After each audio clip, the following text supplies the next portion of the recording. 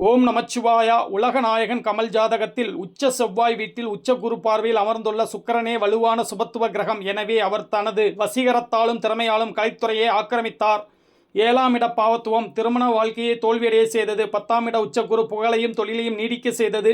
லக்னத்தில் புதன் திக்பலம் புத்திசாலித்தனத்தையும் 5ஆம் அதிபதி சனியின் பாவத்துவமும் குருவின் வலுவும் பெண் குழந்தையை மட்டுமே கொடுத்தது. லக்னம் பாவத்துவமாக இருந்தாலும் லக்னாதிபதி சுக்கிரன் அதிக வலிவில் சும்மா பலபலவென்று இருக்கிறார்.